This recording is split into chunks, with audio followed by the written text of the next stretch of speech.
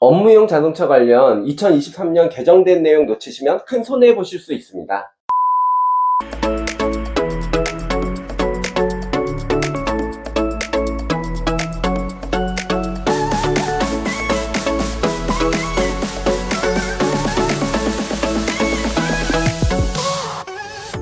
친절한 회계사 허승용입니다. 개인 사업자이든 법인 사업자이든 절세 관련 상담을 하다 보면 질문이 가장 많이 나오는 부분이 바로 업무용 승용차 관련 비용 처리에 대한 질문입니다. 업무용 승용차와 관련된 세법이 워낙 복잡하다 보니까 정확하게 이해를 해야만 절세 준비에 도움이 되는데요. 만약 잘못된 이해를 바탕으로 업무용 승용차에 대한 비용 처리를 하게 되면 오히려 큰 손해를 보실 수 있습니다. 그래서 오늘은 업무용 승용차에 대한 비용 처리 관련 영상을 준비해 보았는데요. 특히 2023년에 개정된 세법 내용을 포함해서 실제 차량 관련 비용 처리의 구체적인 사례까지 설명드릴 예정이니까 영상 끝까지 확인해 주시기 바랍니다.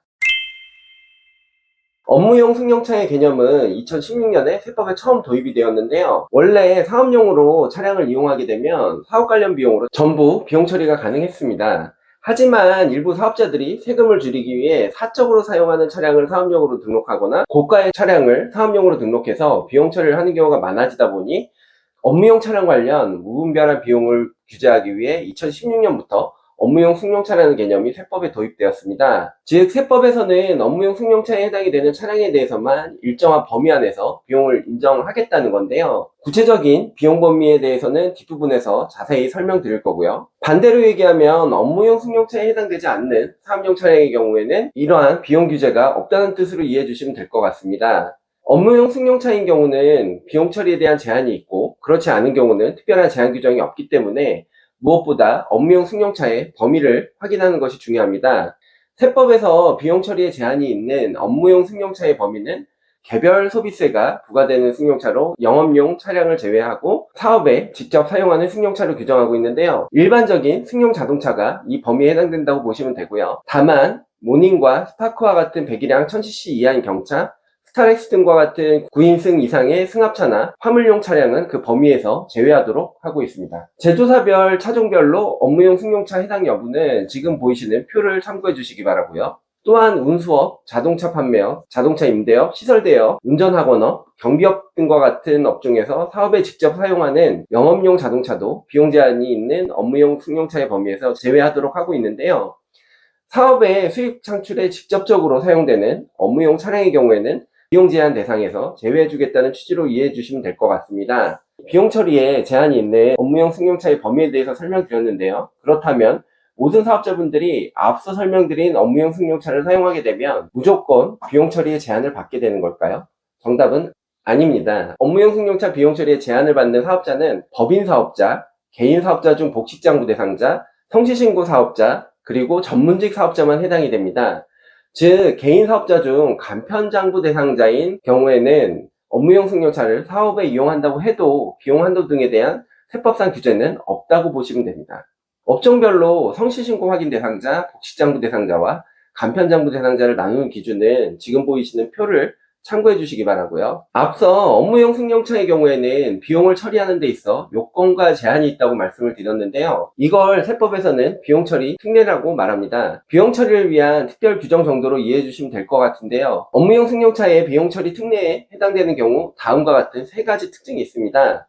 첫 번째, 업무 전용 자동차 보험에 가입이 되어야 비용 처리가 가능하다. 두 번째, 운행기록부상 총 사용거리에서 업무용 주행거리가 차지하는 비율만큼 비용 처리가 가능하다. 세 번째, 차량 취득 및 임차 비용과 관련 유지 비용 등의 연간 한도가 있다. 입니다. 먼저 업무 전용 자동차 보험과 관련해서 설명드리면 업무 전용 자동차 보험은 사업자 및 회사의 임직원이 운전하는 경우에만 보상을 해주는 자동차 보험을 말하는데요. 법인 사업자의 경우 업무용 자동차 보험에 가입이 되어 있지 않으면 업무용 차량 관련 비용이 전혀 비용 인정이 되지 않고요. 개인 사업자의 경우에는 성실신고 사업자와 전문직 사업자의 경우 한 대까지는 업무 전용 자동차 보험을 가입하지 않아도 비용 인정이 되는데 두 번째 차량부터는 업무 전용 자동차 보험을 가입해야만 비용 처리가 가능합니다. 만약 두 번째 이후 차량에 대해 업무 전용 자동차 보험을 가입하지 않는 경우 관련 비용의 50%만 비용으로 인정 가능하다는 점 참고해 주시기 바라고요. 이 부분이 2023년에 새롭게 개정되었는데요. 2024년부터는 성실신고 사업자나 전문직 사업자가 두 번째 차량 이후 차량에 대해 업무 전용 자동차 보험을 가입하지 않는 경우 기존 50% 비용 인정에서 법인 사업자와 동일하게 비용이 전혀 인정되지 않는 것으로 바뀌었습니다. 또한 2024년부터는 성실신고 확인 대상자나 전문직 사업자가 아닌 일반 복식부기 대상자인 개인 사업자의 경우에도 두 번째 차량부터는 업무용 차량 비용 처리를 위해 임직원 전용보험을 가입해야 하는 것으로 바뀌었는데요. 임직원 전용보험을 가입하지 않은 경우에는 2024년과 2025년은 해당 비용의 50%만 비용 처리가 가능하고 이후에는 성실신고 사업자 등과 동일하게 비용 처리가 전혀 인정되지 않는 것으로 세법이 개정된 점 꼭 유의해 주시기 바랍니다. 특히 복식장부 대상자인데 이번 세법 개정 내용을 모르고 두 번째 이후 차량에 대해 업무 전용 자동차 보험을 가입하지 않았다가 업무용 차량 관련 비용이 일부만 인정되거나 비용이 전혀 인정되지 않아 낭패를 보는 경우가 발생할 수 있다는 점 꼭 기억해 주시기 바랍니다. 업무용 전용보험 가입 의무 관련 내용은 2023년 세법 개정 사항이지만 적용은 2024년부터 적용된다는 점도 참고로 알아두시기 바랍니다. 다음으로 업무용 차량의 경우 비용 인정을 받으려면 개별 차량별로 차량 운행 기록부를 작성해야 합니다. 운행별로 운행 목적과 사업 관련성 여부를 구분해서 주행 기록을 관리해야 되는 건데요. 주행 기록 중 사적 사용과 관련된 부분이 있는 경우에는 해당 비율만큼은 비용으로 인정되지 않습니다. 즉 총 주행거리 중 업무 관련 비용으로 인정되는 부분은 업무용 차량 관련 비용의 업무용 사용 비율을 곱한 금액으로 계산이 되는데 여기서 업무용 사용 비율은 총 주행거리 중 업무용 주행거리의 비율로 계산됩니다. 사적으로 사용된 비율만큼은 법인의 경우에는 비용으로 처리되지 않기 때문에 법인세 부담이 늘어나게 되는 것은 물론 해당 임직원의 소득으로부와 소득세까지 부과된다는 점 유의해 주시기 바라고요. 개인 사업자의 경우에는 사적 사용분에 해당되는 금액은 비용 처리가 되지 않기 때문에 소득세 부담이 늘어나게 된다는 점 참고해 주시기 바랍니다. 다만 연간 1,500만 원 이내의 비용은 차량 운행 기록부를 작성하지 않더라도 비용 처리가 가능하다는 점 알아두시면 좋을 것 같습니다. 업무용 승용차와 관련해서 꼭 알아두셔야 할 게 있는데요. 2022년부터는 업무용 승용차 관련 비용 명세서를 미제출하거나 불성실 제출했을 때 가산세가 부과되는데요. 미제출 금액 또는 사실과 다르게 제출한 금액의 1%가 가산세로 부과되고요. 법인세나 소득세 산출세액이 없는 경우에도 가산세가 부과되기 때문에 반드시 정확하게 작성해서 제출할 수 있도록 해주시기 바랍니다. 세 번째로 업무용 차량에 대한 연간 비용 한도에 대한 부분입니다. 업무용 차량 관련 비용은 크게 차량의 구입 및 임차 관련 비용과 차량 유지 관련 비용으로 나누어집니다. 차량 구입 및 임차 관련 비용은 구매의 경우에는 차량 구입 비용과 취득세 등이 해당이 되고요. 차량 임차 관련 비용은 차량의 리스나 렌탈을 위한 임차 비용 지출이 해당이 됩니다. 그리고 차량 유지 관련 비용은 차량 보험료나 주유비, 자동차세, 수선비 등 차량의 유지를 위해 발생하는 비용이 해당이 되는데요. 취득세를 포함한 차량 구매 비용의 경우 구매 비용이 한 번에 비용 처리가 되는 것이 아니라 5년간 균등하게 나누어 감가상각비로 비용 처리가 되는데요. 매년 발생하는 감가상각비, 리스, 렌탈 등의 임차 비용의 경우 매년 800만 원 한도 내에서만 비용 처리가 가능합니다. 800만 원이 초과하는 금액은 올해에는 비용 처리가 되지 않지만 나중에 차량을 처분하거나 리스, 렌탈 계약이 종료돼서 더 이상 관련 비용이 발생하지 않는 경우 800만 원 한도 안에서 비용 처리가 되기 때문에 결국 최종적으로는 모두 비용 처리가 가능하다는 점 참고해 주시고요. 만약 4천만 원짜리 그랜저를 구매한 경우 매년 감가상각비는 4천만 원을 5년으로 나눈 800만 원씩 발생하게 되고 감가상각비 비용 인정 한도 800만 원 내의 금액이기 때문에 모두 비용 처리가 가능합니다. 즉 취득가액 4천만 원 이하의 차량인 경우 5년 동안 모두 비용 처리가 가능하다고 보시면 되고요. 또 다른 예로 복식장부 대상자가 1억 원짜리 벤츠를 구매한 경우를 가정해 보면 매년 감가상각비는 1억 원을 5년으로 나눈 2천만 원씩 5년간 발생하게 되는데 매년 감가상각비 한도는 800만 원이기 때문에 800만 원만 비용 인정이 되고 한도 800만 원을 초과하는 1200만 원은 비용 처리가 되지 않습니다. 결국 5년 후에 비용이 인정되지 않는 감가상각비는 6천만 원이 되는데요. 6년째부터는 더 이상 감가상각비가 발생하지 않고 비용 인정 한도는 여전히 800만 원이 있기 때문에 1년에서 5년 차까지 인정받지 못한 감가상각비 중 800만 원이 비용으로 인정이 됩니다. 이렇게 6년 차에서 12년 차까지 매년 800만 원씩 과거에 인정받지 못한 감가상각비를 비용으로 인정받게 되고요.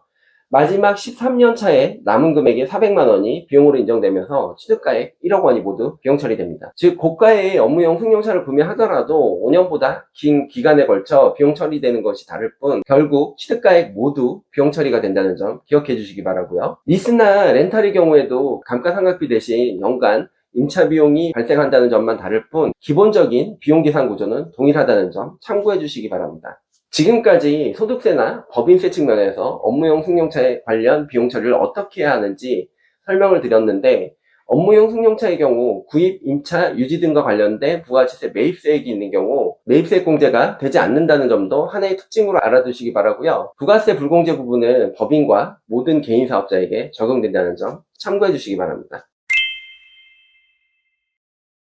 지금부터는 앞서 설명드린 업무용 승용차 비용 처리 내용을 바탕으로 구체적인 유형별 사례에 대해서 하나씩 살펴보도록 하겠습니다. 첫 번째 사례입니다. 개인 사업자이면서 간편장부 대상자인 사업자가 부가가치세 포함 6,600만원짜리 제네시스를 연초에 구매하였고 연간 보험료 등 유지비용 800만원을 지출한 사례입니다.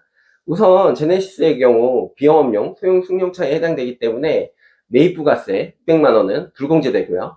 이 불공제된 600만원은 차량 취득가액에 포함되어 감가상각비로 비용 처리됩니다. 다음으로 차량 취득가액을 감가상각하는 방법과 내용연수에 대해서 살펴볼 건데요. 제네시스는 경차도 아니고 9인승 이상의 승합차도 아니기 때문에 업무용 승용차에 해당이 되지만 개인 사업자인 경우 복식장부 대상자 이상인 경우에만 업무용 승용차 비용 처리 특례에 해당이 되기 때문에 간편장부 대상자인 이 사업자의 경우에는 비용 처리 특례 대상에 해당되지 않습니다. 따라서 업무 전용 보험 가입 의무도 없고 비용 처리에 있어 한도도 없고 차량 운행일지 작성도 필요 없습니다. 차량 감가상각비와 유지비용 전액 한도 없이 비용 처리가 가능합니다. 특히 감가상각 방법도 매년 균등하게 비용을 인정받는 정액법과 취득 초기에 비용을 많이 인식할 수 있는 정률법 중 선택이 가능하고요. 내용연수도 세법에 따른 내용연수 4년에서 6년 사이에서 선택이 가능합니다. 업무용 승용차인 경우 무조건 정액법 내용연수 5년으로 감가상각비를 인식해야 하는 복식장부 대상자나 성실신고 대상자와는 다르다는 점 꼭 참고해 주시고요. 사례의 경우 정액법 5년을 선택하면 구입 첫 해에는 감가상각비 1,320만원을 비용으로 인식할 수 있고요. 정률법 5년을 선택한 경우에는 구입 첫 해에 2,976만 6천원을 감가상각비로 인식할 수 있습니다.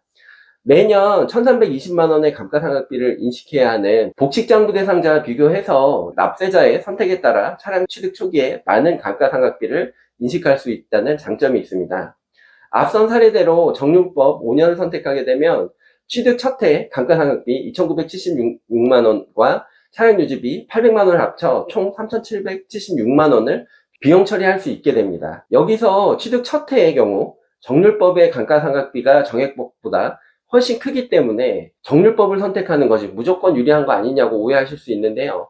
정률법의 경우 매년 감가상각비는 장부가액, 그러니까 취득가액에서 감가상각비를 뺀 금액을 기준으로 상각률을 곱해서 계산이 되기 때문에 취득 초기에는 감가상각비가 정액법보다 많지만 뒤로 갈수록 정액법보다 감가상각비가 줄어들게 되고 5년 동안 인식되는 총 감가상각비는 차량 취득가액인 6,600만원으로 정액법과 동일하게 된다는 점 꼭 참고해 주시기 바랍니다. 간편장부 대상자인 경우에는 감가상각 방법이나 내용연수 선택이 가능하고 비용 한도가 없기 때문에 절세 측면에서의 유불리에 따라 전략적으로 차량 취득가액에 대한 비용 처리가 가능하다는 점 꼭 기억해 주시기 바랍니다. 좀 전에 설명드린 사례에서 사업자만 개인 사업자 중 복식장부 대상자인 경우로 바꿔보겠습니다.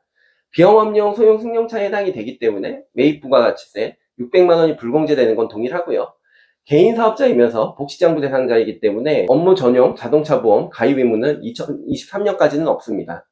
복식장부 대상자이기 때문에 차량 취득가액은 5년 정액법으로 감가상각비를 인식해야 합니다. 따라서 매년 감가상각비는 6,600만원을 5년으로 나눈 1,320만원이 됩니다.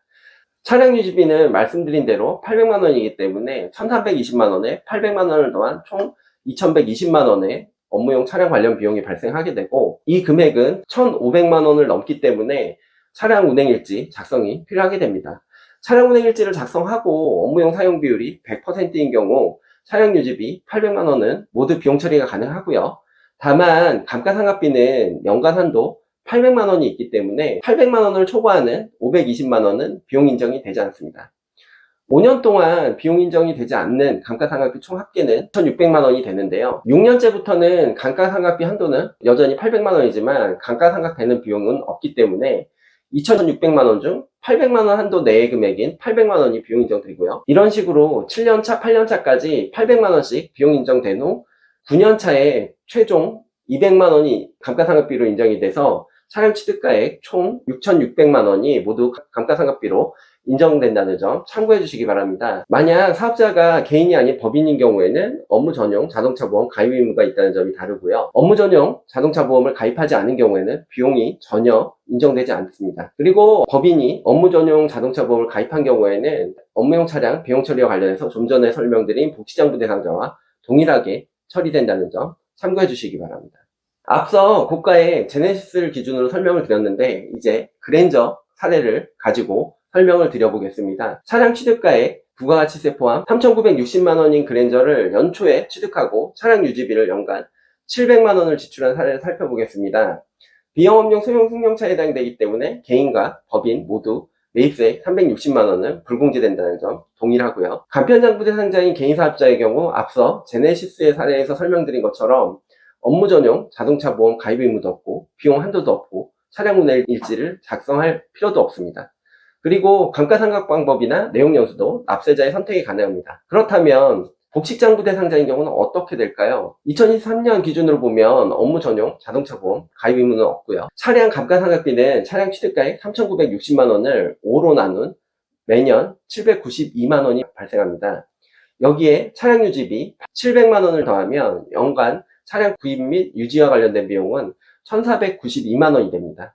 일단 감가상각비가 연간 한도 800만 원을 넘지 않기 때문에 모두 비용 처리가 가능하고요. 전체 차량 관련 비용 합계도 연간 1,500만 원을 넘지 않기 때문에 차량 운행일지를 작성하지 않아도 발생 비용 전부 비용 인정이 가능하게 됩니다. 개인 사업자가 아닌 법인인 경우에는 업무 전용 자동차 보험에 가입이 되어 있는 경우에는 좀 전에 설명드린 복지장부 대상자와 동일하게 처리된다는 점 참고해 주시기 바라고요.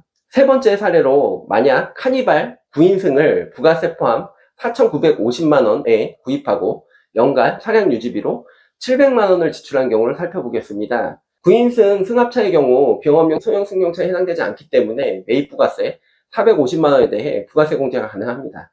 개인 사업자나 법인 모두 동일하고요. 9인승 승합차에 해당되기 때문에 비용 처리 특례에 해당되는 업무용 승용차의 범위에 해당되지 않습니다. 따라서 개인 사업자나 법인 모두 업무 전용 자동차 보험 가입 의무도 없고 비용 한도도 없고요. 당연히 차량 운행 일지 작성 의무도 없습니다. 차량 취득 금액은 매입 부가세 공제가 되기 때문에 4,950만 원에서 부가세 공제 금액인 450만 원을 제외한 4,500만 원이 되고요. 이 차량 취득가액의 감가상각 방법은 앞서 설명드렸던 간편장부 대상자 사례에서 보신 것처럼 정액법과 정률법 중 선택이 가능합니다. 내용연수도 세법에서 정한 차량 운반구에 대한 내용연수 4년에서 6년 중 선택이 가능합니다. 즉 9인승 이상의 승합차를 취득한 경우에는 앞서 설명드린 간편장부 대상자인 개인사업자가 제네시스를 취득한 사례와 동일하게 처리된다고 보시면 됩니다. 만약 5년 정액법을 선택한 경우 취득 첫해 감가상각비는 900만 원이 되고요. 차량 유지비 700만 원을 합산한 1,600만 원이 비용 처리됩니다. 그리고 5년 정률법을 선택한 경우에는 취득 첫해 감가상각비는 2,029만 원이 되고요. 차량 유지비 700만 원을 합산한 2,729만 원이 취득 첫해에 비용 처리됩니다. 앞서 설명드린 간편장부 대상자의 사례처럼 회사의 순이익에 따라 감가상각 방법과 내용연수 선택을 통해 절세 전략으로 활용할 수 있다는 점도 참고해 주시면 좋을 것 같습니다. 모닝, 스파크와 같은 경차를 취득한 경우에도 업무용 승용차에 해당되지 않기 때문에 좀 전에 말씀드린 9인승 카니발의 사례와 동일하게 처리된다는 점도 알아두시기 바랍니다. 앞서 설명드린 제네시스, 그랜저, 카니발의 사례 모두 취득의 경우를 가정해서 설명을 드렸는데 리스나 렌탈의 경우 감가상각비 대신 리스료나 렌탈료가 비용으로 발생한다는 것만 다를 뿐 세법 처리에 있어 취득의 경우와 거의 동일하기 때문에 추가적인 설명은 생략하도록 하겠습니다. 마지막으로 사업용으로 쓰실 차량을 구매하기 전에 정말 많이 질문하시는 것이 있는데요. 구입, 리스, 렌탈 중에 어떤 것이 유리한지에 대한 질문입니다. 기본적으로 비용 처리라는 측면에서 구입, 리스, 렌탈에 대한 차례는 거의 없다고 보시면 될 것 같고요. 동일한 차종과 연식, 옵션이라면 취득가액이나 임차료가 저렴한 차량을 구매하시는 게 좋습니다. 지출 금액이 클수록 비용 처리 금액도 커지니까 세금 절감에는 유리하긴 하지만 절세 효과가 있더라도 지출 금액이 크면 그만큼 현금 흐름 측면에서 손해가 될 수 있기 때문에 절세 효과가 크다고 해서 무턱대고 비싼 차량을 구매하시거나 임차하시는 건 적절하지 않다는 점 꼭 참고해 주시기 바랍니다. 그리고 건강보험 지역가입자의 경우 고가 차량 구입 시 지역가입자 건강보험료가 늘어날 수 있다는 점과 업무용 차량으로 취득한 차량을 추후 매각할 때 매각 금액의 10%를 부가치세로 내야 한다는 점 꼭 유의해 주시기 바라고요. 구매와 비교하면 리스나 렌탈의 경우 대여 회사의 금융비용과 마진이 임차료에 포함되기 때문에 이로 인해 비용이 늘어날 수 있다는 점도 참고해 주시기 바랍니다. 특히 렌탈의 경우 리스와 달리 차량을 빌려주는 서비스, 즉 용역이다 보니까 임차료에 부가치세가 붙게 되는데 업무용 승용차의 경우 부가치세가 매입세에 공제되지 않기 때문에 지출 비용이 더욱 늘어날 수 있다는 점도 고려해 주시면 좋을 것 같습니다. 지금까지 업무용 승용차에 대한 2023년 개정 세법 내용과 구체적인 비용 처리 사례에 대해서 설명을 드렸는데요. 설명드린 내용 잘 참고하셔서 절세 전략을 세우시는데 조금이나마 도움이 되시기를 바라면서 오늘의 영상 마치도록 하겠습니다. 이상 친절한 회계사 허승용이었습니다. 감사합니다.